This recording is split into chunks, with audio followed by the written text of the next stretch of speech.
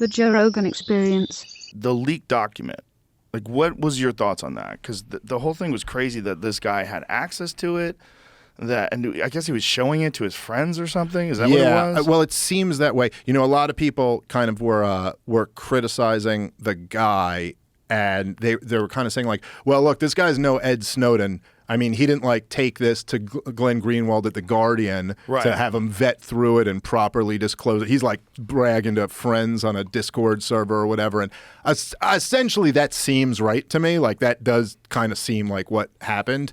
But again, like that's not the interesting story here. The interesting story isn't like what this guy's deal was or what his motives were. The story is like, oh, the government's lying to you again. And also that they have this information that they claim is so vital that it's so horrible he leaked it. And yet you're so reckless with it that, you know, it's like, it's funny. I remember Glenn Greenwald making this point when people would talk about like people were at the national security apparatus or whatever would be talking about how reckless it is that Snowden just like gave all of this information out. And you're like, well, then weren't you pretty reckless too? Because like if this information's so vital, you didn't even know it was gone. Right. They didn't even know it was gone until The Guardian published it. And then they were like, oh, I guess this guy took all of our documents.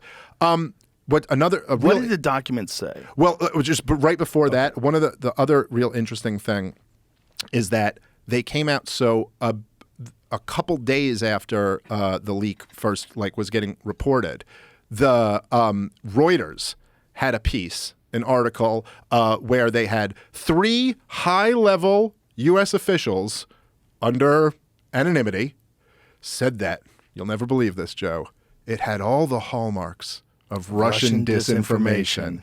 And so isn't it just amazing that they'll go, and then like 2 days later, they completely gave up on that and went, let's just smear the kid who did it. You know, like forget all that stuff. There were some interesting revelations from the documents. Things like there are NATO and U.S. military embedded in Ukraine. Assisting them basically, which is pretty dangerous.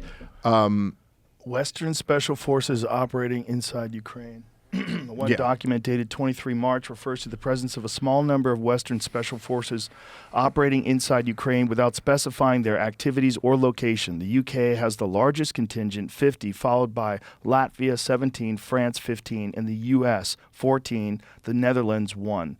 Western governments typically refrain from commenting on such sensitive matters, but this detail is likely to be seized upon by Moscow, which has in recent months argued that it is not just confronting Ukraine, but NATO as well.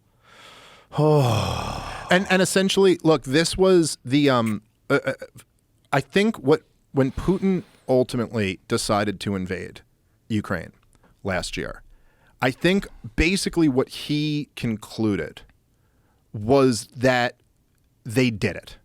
They brought Ukraine into NATO. Even though Ukraine is not an official NATO country, at this point, they backed the coup that overthrew the democratically elected government under Yanukovych. They poured weapons into the country, and they were doing joint training exercises with NATO and the Ukrainian military. And I think Vladimir Putin was basically like, we told them this was our brightest of red lines, and they crossed it. And I got to do something. Now, I'm not saying he should have done this. There's other things he could have done. There's lots of things. I don't know exactly. You get creative, but he could have cut off all natural gas to Europe. He could have dropped a nuke in the ocean. I mean, he could have done something before he did this, you know?